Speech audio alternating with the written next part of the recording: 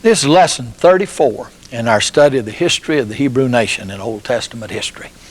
We finished the reign of Saul, and at Saul's death it was evident that he had been cursed by God, and the Philistines had again taken over the control of all of Israel. And God has called to the throne and anointed by Samuel a young man named David of the house of Jesse, who will now be king. So we study today the first of 3 lessons on David's reign. Our lesson today will be in 2 Samuel chapters 1 through 6. The first point of this lesson is David's reign over Judah alone. Notice, if you will, with me, in chapter 1, the mourning, the weeping of David over the death of Saul and Jonathan. He has nothing against Saul. Although Saul has chased him all of these years to kill him, his heart is still towards Saul, and he loves Jonathan as his own soul. Chapter 1, verse 1. 2 Samuel. After the death of Saul, David returned from defeating the Amalekites and stayed in Ziklag 2 days. On the 3rd day, a man arrived from Saul's camp with his clothes torn and with dust on his head. When he came to David, he fell to the ground to pay him honor. "Where have you come from?" David asked. "I've escaped from the Israelite camp." "What happened? Tell me." The men fled from the battle. Many of them fell and died, and Saul and his son Jonathan are dead. They said, "How do you know that Saul and his son Jonathan are dead?" He said, "I happened to be on Mount Gilboa, and there was Saul leaning on his staff, leaning on his spear, with the chariots and riders almost upon him. Then he turned and saw me. He called out, 'Who are you?' And he said, 'I'm an Amalekite.' He said, 'Stand over me and kill me. I'm in the throes of death, but I'm still alive.' So I stood over and killed him." He lied. Saul killed himself. But he's looking for honor from David. He thinks that David is Saul's enemy and Saul is David's enemy. "So I stood over and killed him because I knew that after he had fallen, he could not survive. I took the crown that was on his head, the band on his arm, and I brought them here to my Lord." He thinks he's going to be honored by David. Then David and all the men that were with him took hold of their clothes and tore them. They mourned and wept and fasted till evening for Saul and his son Jonathan and for the army of the Lord and the house of Israel, because they had fallen by the sword. Then David said to the young man, "Where are you from?" He said, "I'm the son of an alien, an Amalekite." David asked him, "Why were you not afraid to lift your hand to destroy the Lord's anointed?" See, he didn't see it as the honorable thing the Amalekite thought he would see it as. He didn't kill him. David had twice the opportunity to kill him and didn't. Why would he honor this man for killing him? David called to one of his men, "Go strike him down." So they struck him down and he died. For David said, "Your blood will be upon your own head. Your own mouth testified against you when you said, 'I killed the Lord's anointed.'" Then David takes up a beautiful mourning, weeping song, and he ordered that the men of Judah be taught this lament, and it's written in the book of Jasher. He says, verse 19, "Your glory, O Israel, lies slain on your heights. How have the mighty fallen." He calls Saul and Jonathan the Israel's glory and Israel's mighty ones. He says in verse 20, "Don't tell it in Gath. Don't publish it in the streets of Ashkelon. Don't tell the enemies about this, lest the daughters of the Philistines be glad, lest the daughters of the uncircumcised rejoice." He says in verse 23, "Saul and Jonathan in life they were loved and gracious. In death they were not parted. They're swifter than eagles. They're stronger than lions. O daughters of Israel, weep for Saul, who clothed you in scarlet and finery, who adorned your garments with ornaments of gold. How the mighty have fallen in battle.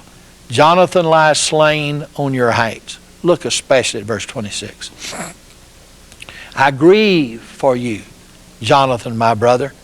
You were very dear to me. Your love was wonderful, more wonderful than that of a woman. There is the love of the friend that is deeper than the love of a woman." Some of us, like myself, in getting married, got both a wife, a sister, and a friend. A great deal. The love of one is eternal, the love of the friend. How the mighty have fallen. The weapons of war have perished. So there's David's mourning over the fall of Saul and Jonathan. He doesn't believe he has gained anything in Saul's death. He believes Israel has lost in the fall of Saul and in the fall of Jonathan. In chapter 2, David is appointed king over all of Judah, and there is warfare, jealousy, fighting between the house of Abner and the house of Joab. Notice this appointment of David as king in the first 7 verses of chapter 2. In the course of time, David inquired of the Lord, shall I go up to one of the towns of Judah? He's still living in the Philistine land.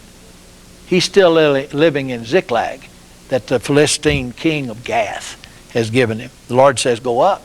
Where shall I go? David inquired. To Hebron. So David went with his 2 wives, Ahinoam and of Jezreel, and Abigail, the widow of Nabal of Carmel.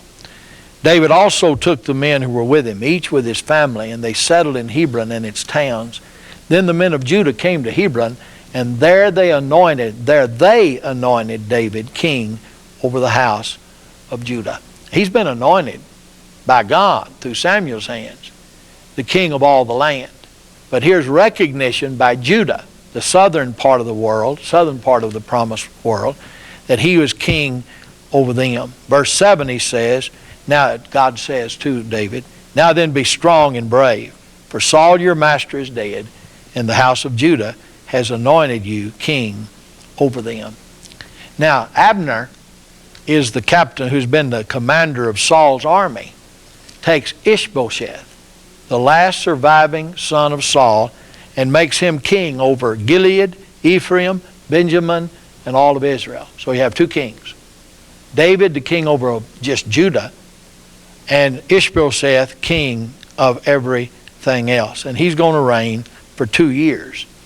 And the length of time that David reigns over Judah, in verse 11, is 7 years and 6 months. Now Abner meets Joab in verse 14. And said, now you remember Joab? Joab was David's captain of his army. There's Joab and Abishai and Asahel, the 3 sons, the 3 brothers that are David's generals in his army. So Abner says to Joab, let's have some of the young men get up and fight hand in hand in front of us. So they appointed 12 for Benjamin and 12 and Ishbosheth and 12 for David. And they each grabbed his opponent by the head, thrust his dagger into his opponent's side, and they fell down together. 24 men died that day. So that place is called the field of daggers, or the field of hostility. That begins a battle. In verse 17, the battle was very fierce, and Abner and the men of Israel were defeated by David's men. Now there are 3 sons of Zeruiah there, Joab, Abishai, and Asahel. Asahel was fleet-footed. So he turned and chased Abner, who was running away. And Abner looked behind him and said, is that you, Asahel? He says, it is. Turn aside. I don't want to kill you. But Asahel kept chasing him. Again, Abner warned him, stop chasing me. Why should I strike you down? How could I look your brother Joab in the face? But Asahel continued to chase him. So Abner thrust the butt, not the head with the iron on it, but he thrust the butt of his spear into Asahel's stomach, and the spear came out through his back. That's because of the force of the arm and the running toward him. So Asahel fell there and died on the spot. That's going to be trouble. He's killed Joab's brother. But Joab pursued Abner. And finally Abner says to Joab in verse 26, must the sword devour forever? Don't you realize that this will end in bitterness? How long before you order your men to stop chasing your brother? He says, if you had not spoken, surely I would have killed you this day. So he blew the trumpet and did not pursue Israel, nor did they fight anymore. He spared Abner. He'll get him later. He will not forget. Joab never forgets. Joab is not a righteous man, but he is a good warrior. He will get Abner before the time is over. So Joab returned from pursuing Abner and assembled all of his men. And of all of his men, Asahel and 19 others, 20 men, died. But David's men had killed 360 Benjamites who were with Abner. Then Joab and his men marched all night and arrived at Hebron at daybreak. That didn't end the war. Not at all. Because chapter 3 verse 1 says the war between the house of Saul and the house of David lasted a long time. David grew stronger and stronger while the house of Saul grew weaker and weaker. That's for 2 years. Because we've already read that Ishbosheth will reign for 2 years. In chapter 3 verse 6, during the war between the house of Saul and the house of David, Abner had been strengthening his own position in the house of Saul. Now Saul had a concubine, and Abner slept. Abner was accused of sleeping with his father's concubine. Abner's angry. He had not done that. He says, I could have handed you over to David a long time ago. Said, may the Lord deal with Abner, be it ever so severely, if I do not for David what the Lord promised him on oath, and transfer the kingdom from the house of Saul and establish David's throne forever.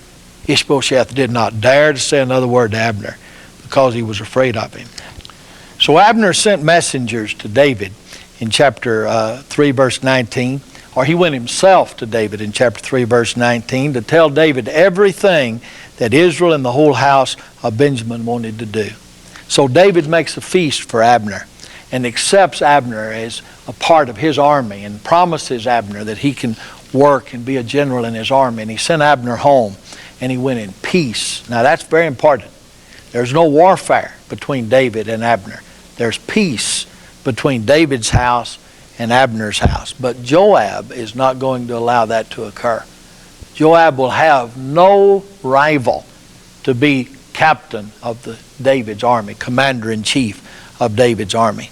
And notice with me in verse 24 of chapter 3. So Joab went to the king and he said, what have you done?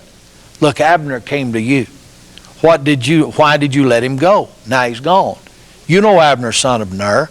He's come to deceive you and to observe your movements and find out everything you're doing. He might even have believed that, being the general he was, being the warrior that he was, rather than the wise counselor and king that David was. So Joab then left David, verse 26, and sent messengers after Abner, and they brought him back from the well of Sirah.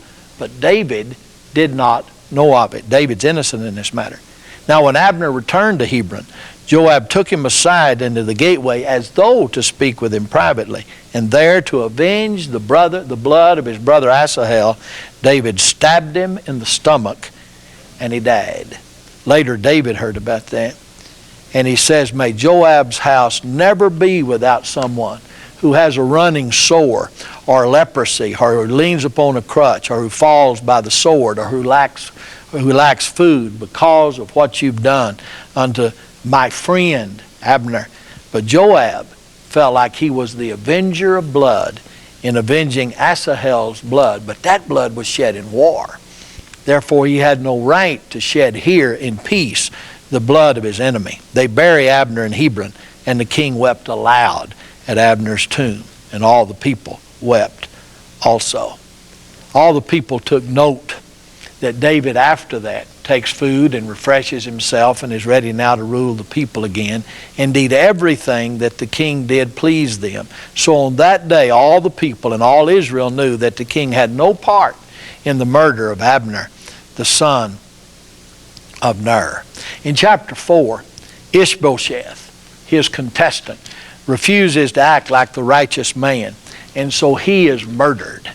He is killed, taking away the only contestant now to the throne of David over all of Israel.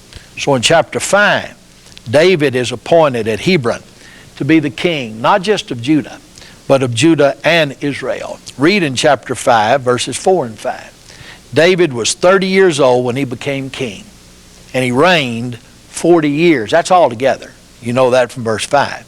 In Hebron, he reigned over Judah 7 years and 6 months. And in Jerusalem, he reigned over Israel and Judah 33 years. So he goes from Hebron in the south up to Jerusalem at the northern end of the Dead Sea, and he becomes the ruler of all of Israel and Judah. David promises anybody that will take the hill of Zion, that one will be his commander-in-chief. And that's in 2 Chronicles, parallel here to 2 Samuel chapter 5 in 1 Chronicles. Joab will be commander-in-chief, no matter what it takes. So he, with a small army of men, march up the hill of Mount Zion and defeat the Jebusite fortress that had stood there since Joshua's day. And David appoints Joab to be the captain of all of his empire, of all of his kingdom. And Zion becomes David's home. It becomes the place where David will build his house. Then he fights some wars of union. Not just this Jebusite war, but he fights the Philistine war. And here he subjugates his chief enemies. Read it with me in chapter 5, beginning with verse 17. When the Philistines heard that David had been anointed king over all of Israel, they went up in full force to search for him. But David heard about it and went down to the stronghold. Now the Philistines had come and spread out in the valley of Rephaim. So David inquired of the Lord. Notice, David is not like Saul. He doesn't go to battle without the Lord's permission. Every time he gets ready to go to war, he asks God, shall I go? Shall I go and attack the Philistines? Will you hand them over to me? The Lord answered, go. For I will surely hand the Philistines over to you. So David went to Baal Perazim, and there he defeated them. He says, as waters break out, the Lord has broken out against my enemies before me. So that place is called Baal Perazim, which means the Lord who breaks out.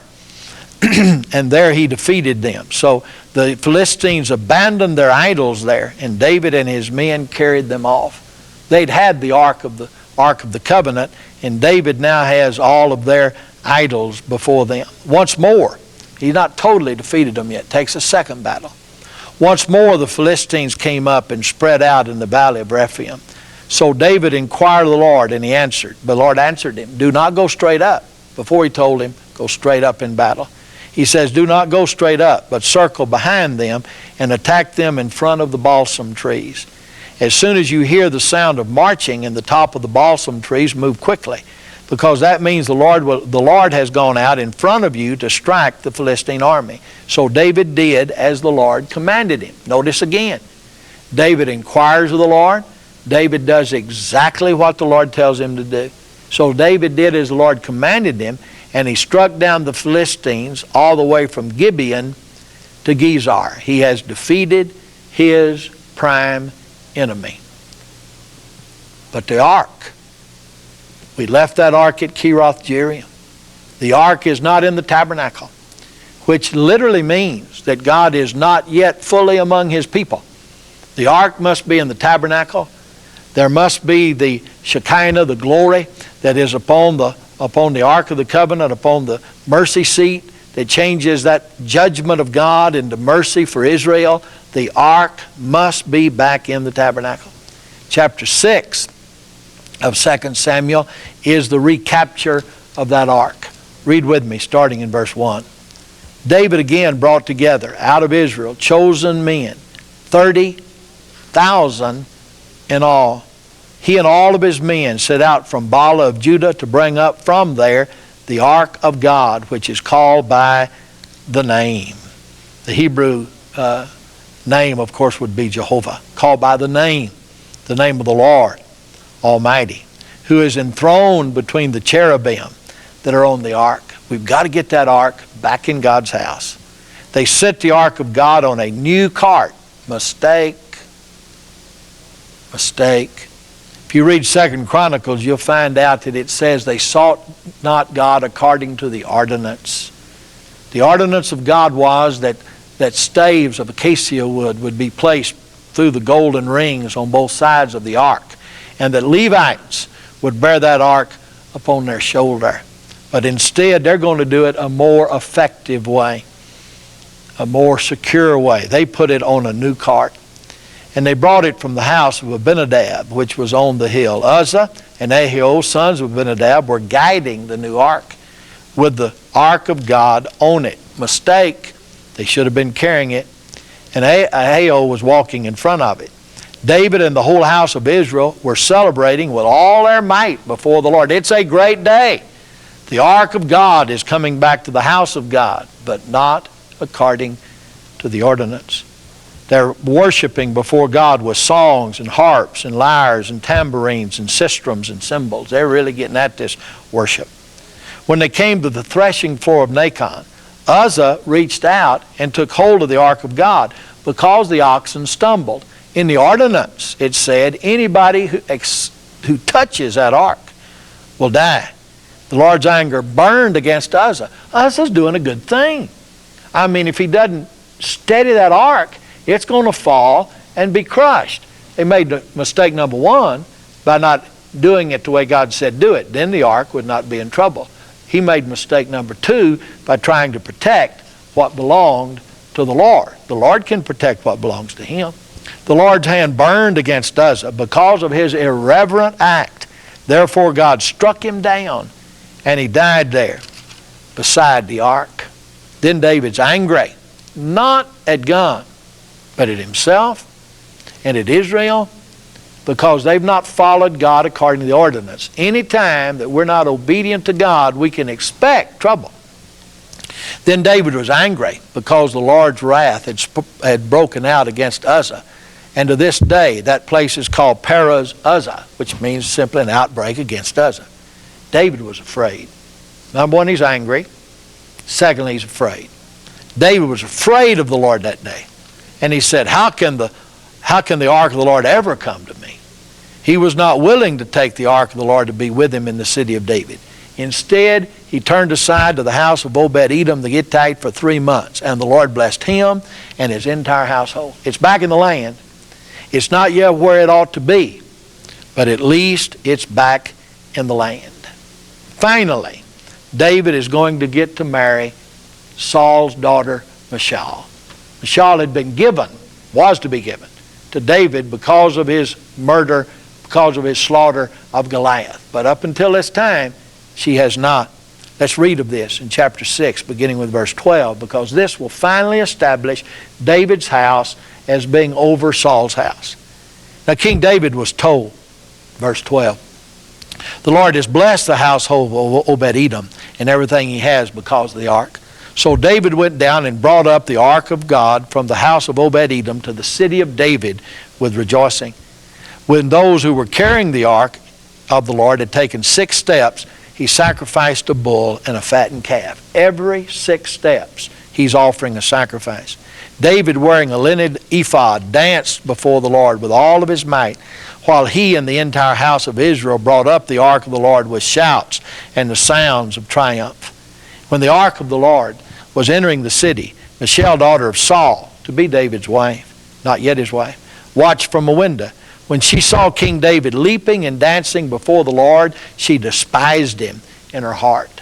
She thinks he is not acting like a king because he's humiliating himself with the people by dancing before the ark. They brought the ark of the Lord, put it in its place. David sacrificed burnt offerings and fellowship offerings, and when he'd finished offering these sacrifices, the people blessed the name of the Lord. And he gave a loaf of bread and a cake of dates and a cake of raisins to each person in the whole crowd of Israelites, both men and women, and all the people went to their homes. This is not a sorrowful occasion.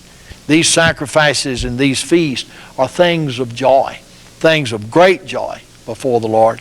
When David returned home to bless his household, he's blessed all the people. He's given all of his people gifts. He's now coming to bless his household. Michal, daughter of Saul, came out to meet him. And he says, she very sarcastically says, how the king of Israel has distinguished himself today, disrobing in the sight of the slave girls of his servants, as any vulgar fellow would. He doesn't have on the kingly garment. He has on the ordinary linen robe. David said to Michal, it was before the Lord who chose me rather than your father or anyone from his house when he appointed me ruler over the people of Israel. I will celebrate before the Lord. I will become even more undignified than this. I will be humiliated in my own eyes. But by those slave girls that you spoke of, I'll be held in honor. So Michal, daughter of Saul, had no children to the day of her death. There's a great lesson here. a lesson of being humiliated before the Lord, of being humiliated by people, not by the Lord. We need on occasions to be so dedicated to God that we're looked upon by the world and maybe even some of our own brothers and sisters as fanatics. There is a commitment to God that David had that allowed him to do what seemed to be a very undignified task. It may be that God calls us, as he himself did, to do the undignified task of taking care of people's physical needs. As he washed the dirty feet of his disciples, it may be ours to wash the wounds of a leper or to care for an old lady. What if God were to call us to serve day by day, washing the dirty wounds of a widow, day after day, and no one knew it but God? And what if people found out about it and humiliated us and criticized us for doing a task that seems so undignified? If we render our service to God, we will serve in ways that would seem shameful to other people. Remember this in closing. The significance of the service is not determined by the applause of the crowd, but by the God before whom we serve. Serve the Lord God and take whatever criticism comes.